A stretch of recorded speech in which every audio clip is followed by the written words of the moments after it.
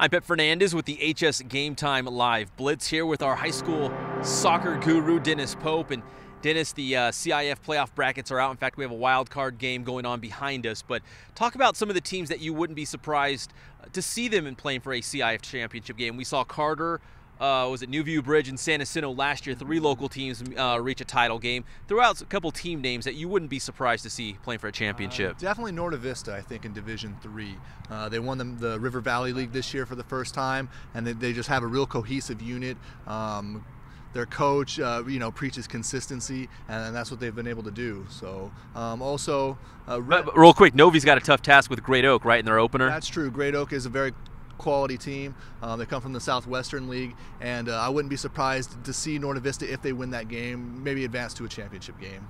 All right, Novi, what's another team maybe? In Division II, I would have to think Santiago. They finished 4th in the Big 8 League, and if you're talking about teams coming out of nowhere, they play in a wild card game today, but if they win that game, they're as talented as any team in the Big 8, sans Corona. So, and depending on how the bracket works out, you could see another Big 8 League game down the line in the playoff bracket. So I think that Santiago has the talent to get there, but of the Big 8 League teams, Corona is probably the most experienced and most talented. And looking in the biggest division, Division I, for our Inland Valleys League schools, that's a tough road ahead, right? In Division I, they all got tough matchups. I don't know the particular matchups per se off the top of my head at the moment, but I know that North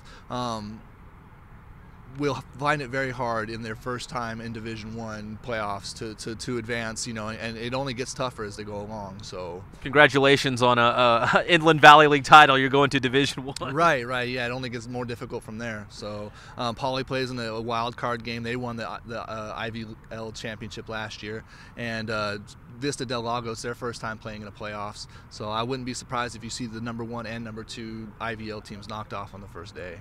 All right, one more thing, Pope. You mentioned Santiago, about maybe you want a sleeper team.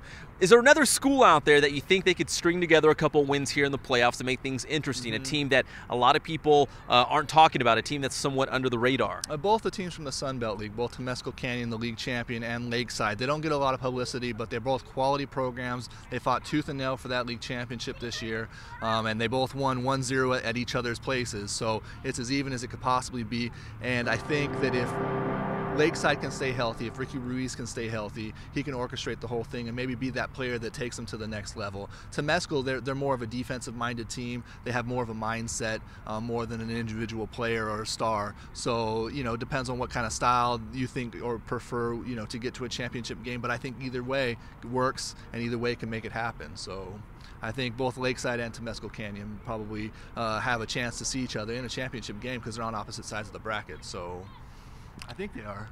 I'd have to double check. We'll double check that. Yeah. All right, so keep an eye on those teams. Dennis Pope, he's the best, our high school soccer guru. Let's toss it back now to adrenaline athletic training in the Blitz.